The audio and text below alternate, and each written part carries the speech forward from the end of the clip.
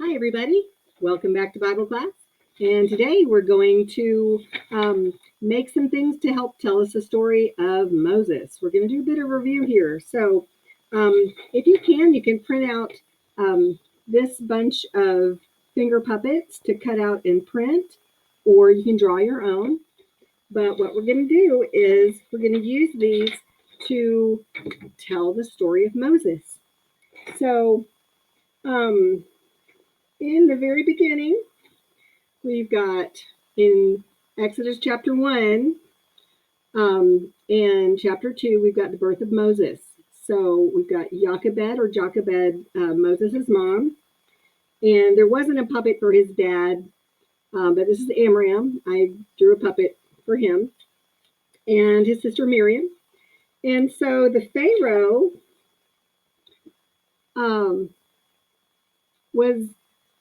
he didn't like all the Hebrew people, and so he decided to get rid of them or cut down their numbers considerably. So he said, throw all the baby boys in the Nile River. Well, in the Nile River is a bad place to throw a baby because they either drown or get eaten by crocodiles, which was what he wanted. So anyway, Moses' mom and dad did not want that to happen to their beautiful baby boy.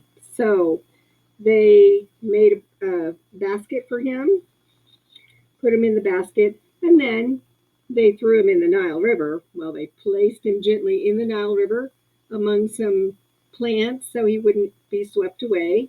And they had his sister Miriam watch over. So he's sitting in the river and his sister is watching over. And along comes,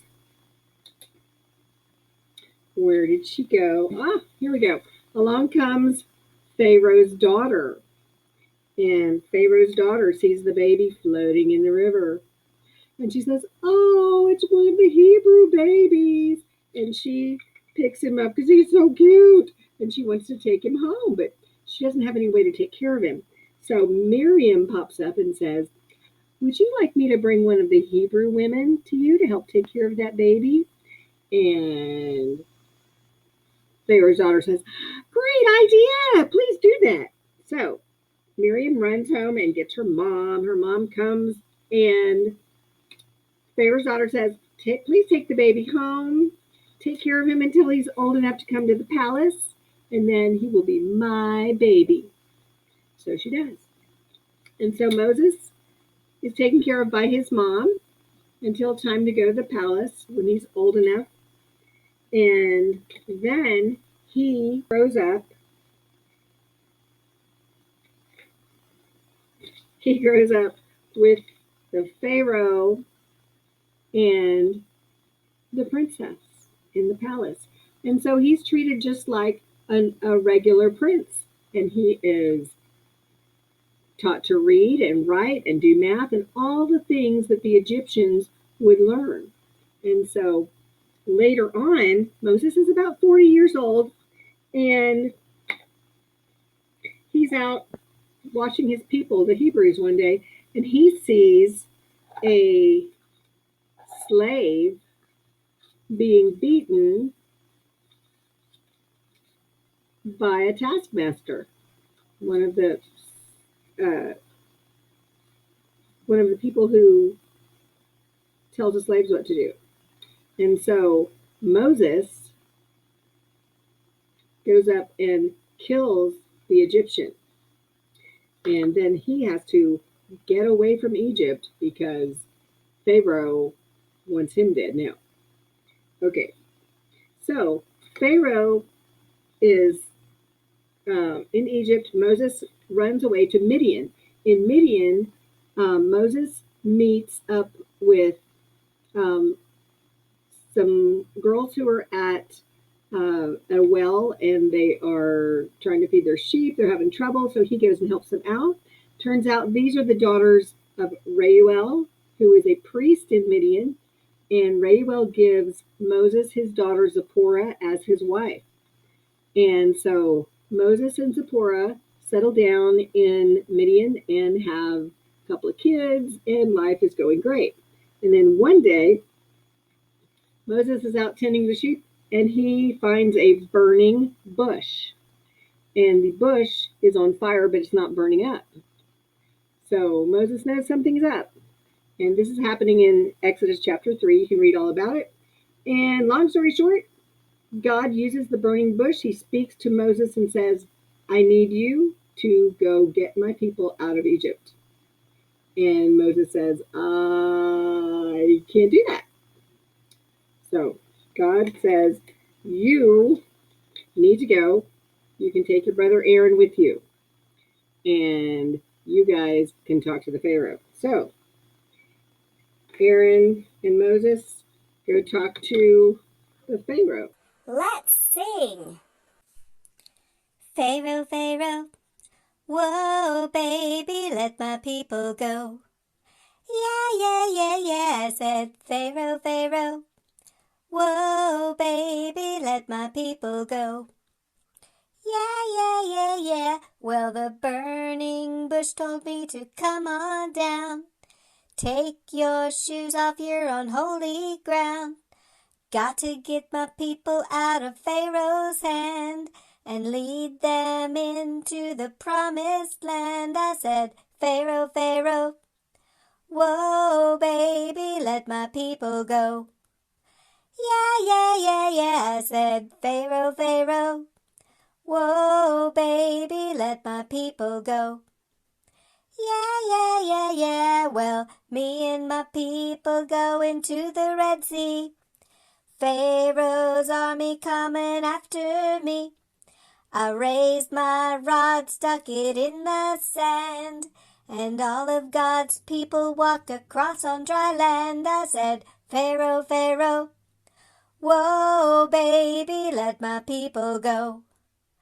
Yeah, I said, Pharaoh, Pharaoh, whoa, baby, let my people go. Yeah. Well, Pharaoh's army was a-comin' too. So what do you think that I could do? I raised my rod and I cleared my throat, and all Pharaoh's army did the dead man's float. I said, Pharaoh, Pharaoh, whoa, baby, let my people go. Yeah, said Pharaoh, Pharaoh, whoa, baby, let my people go. Yeah.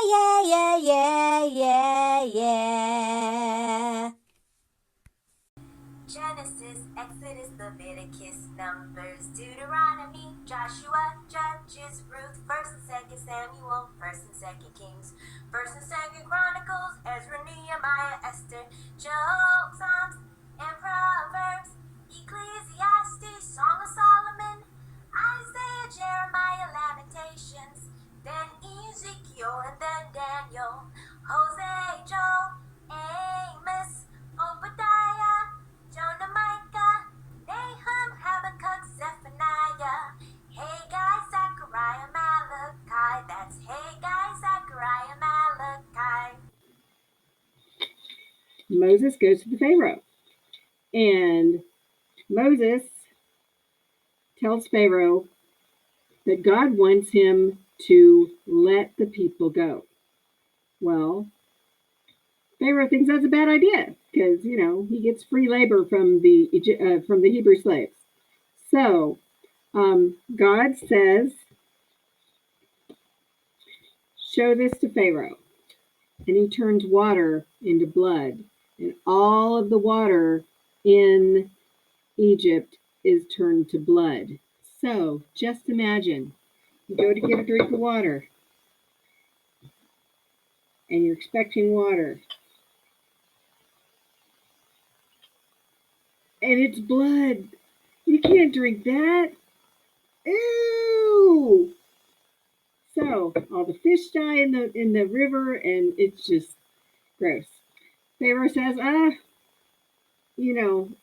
biggie. I'm just not real impressed with that.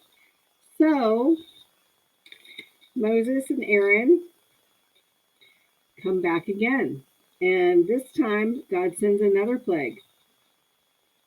And plague number 2 is the plague of the frogs. There are frogs everywhere. Everywhere the people look, there's frogs. and frogs are in their food, frogs are in their beds, frogs are everywhere, just hopping everywhere, and they're gross and disgusting and just everywhere. And so Pharaoh says, fine, go away, leave, go away, get out of Egypt. And then he changes his mind. So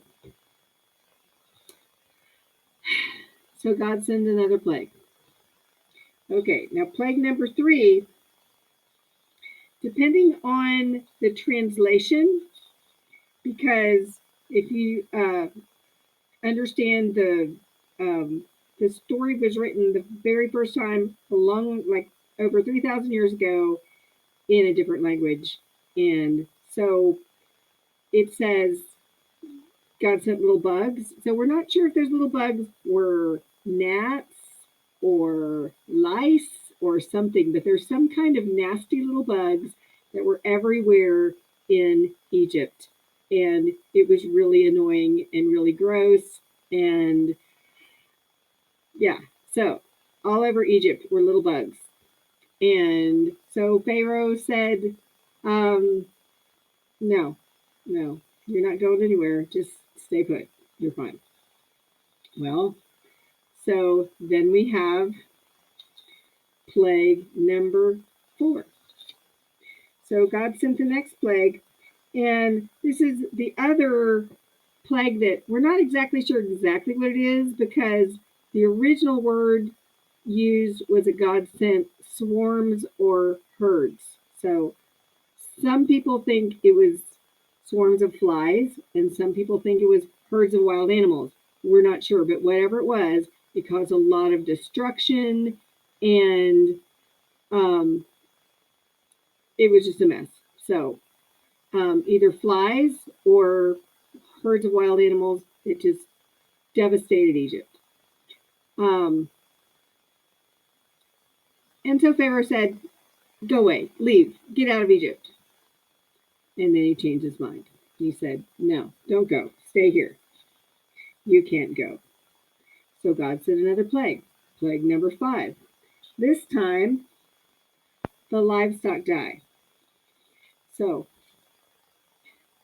the livestock in Egypt, all the people in Egypt had their livestock die, but not in the land of Goshen where the Hebrew people were. The Israelites did not have their livestock die, just the people in Egypt. So again, Pharaoh's heart was hard. Pharaoh's heart was hard, and he didn't care. He would not let God's people go. And so God sent number 6, plague number 6.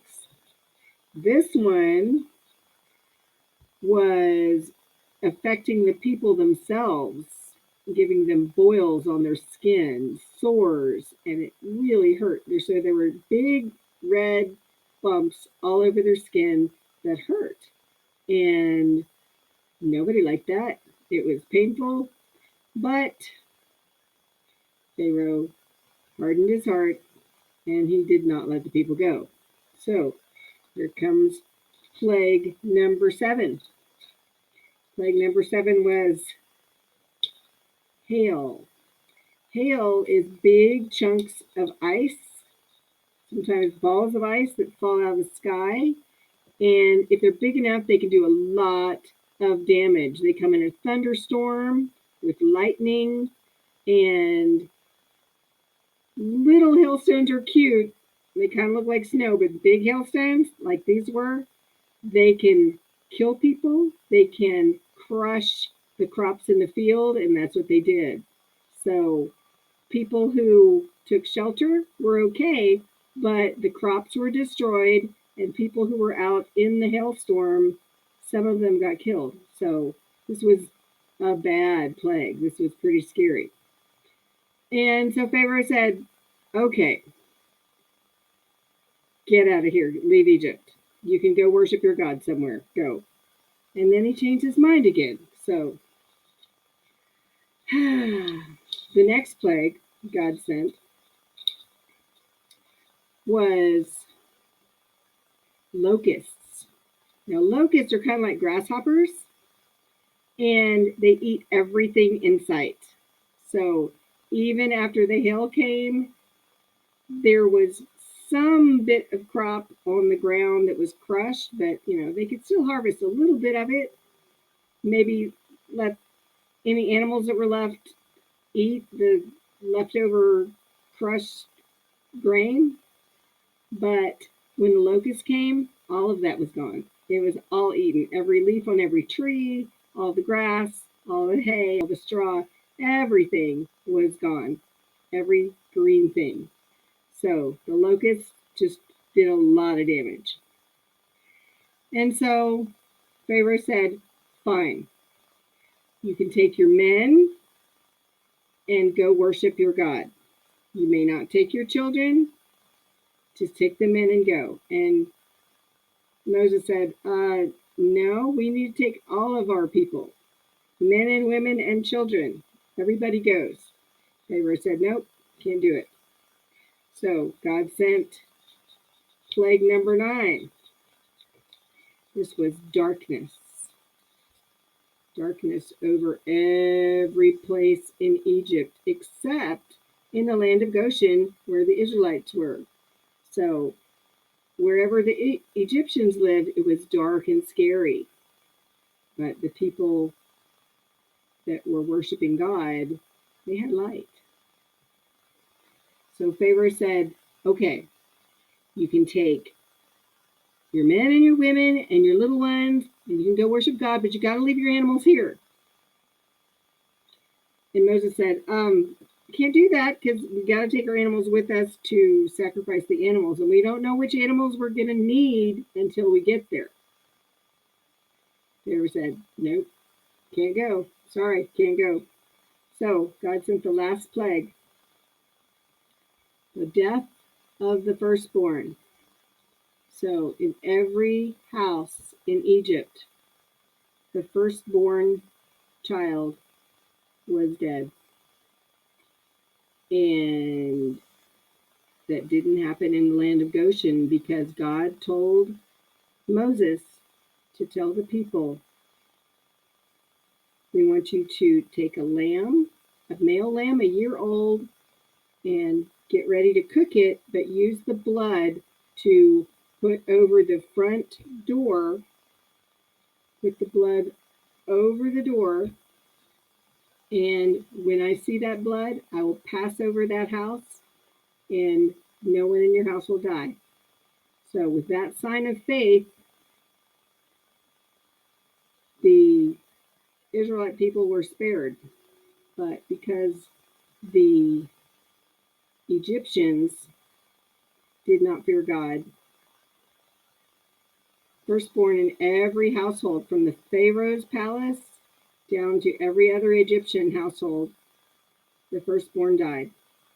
And finally, Pharaoh said, take everything you've got and get out of here, leave Egypt, go. And they did. And next week, we'll talk about what happened then.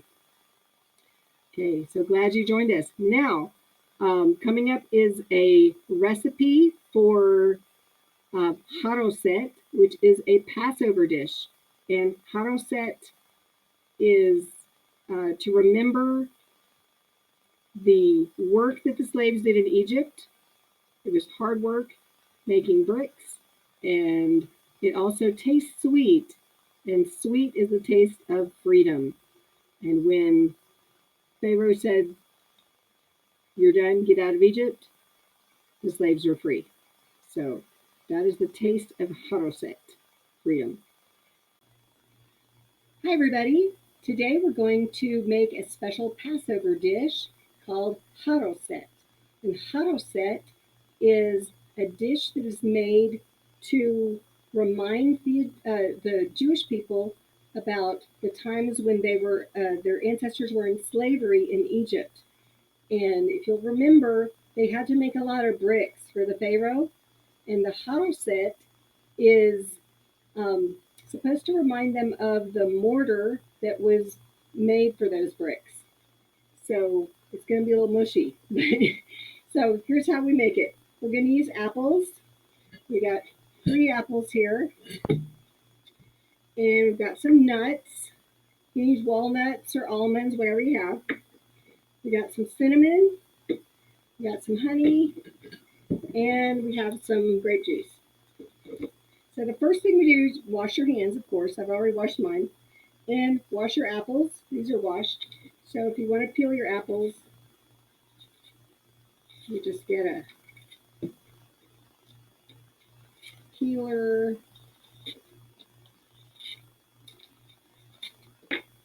We can start chopping the apple.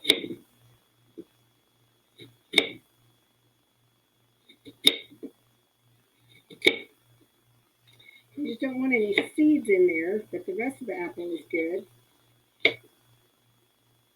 If you have chickens or just outside birds, save this and give them, throw that in your backyard and give it to the birds. So I have here a little chopper thing. And if you don't have a chopper, then you might get an adult to help you chop up the apples. So I'm going to chop up these pieces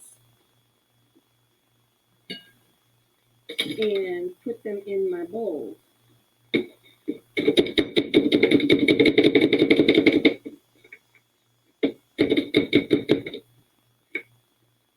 Okay, so here's some chunks there.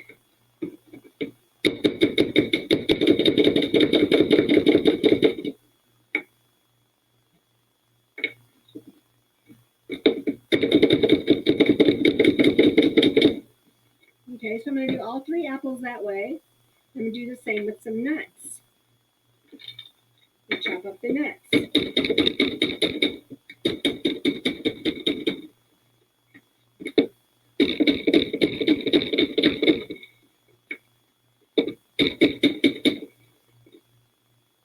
And again, if you don't have a little chopper like this, you want to get an adult to help you chop the nuts, because knives can be very dangerous.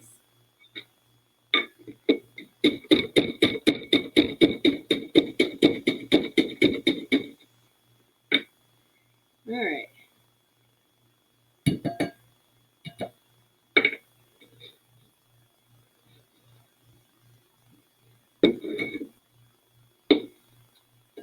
Okay, so now that I have all my apples and my nuts chopped up, I'm going to stir it together.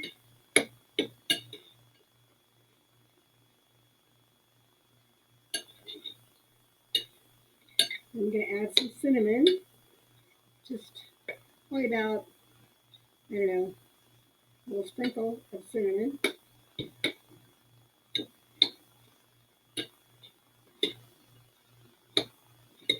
And then a little bit of honey. If you don't have honey, you could just throw on a little bit of sugar, probably about, let's see, that's about a teaspoon of honey. A little bit more if you like. Not too much, because that would make it super, super sweet. But we're gonna, the very last thing we do, the big chunk there, I'll take that out. Last thing we do is pour in a little bit of grape juice.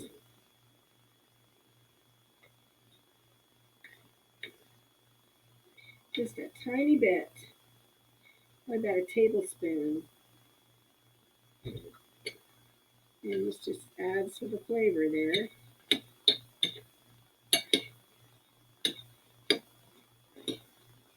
So there you have concept. So it's been great to see you, and hope to see you next week. Bye.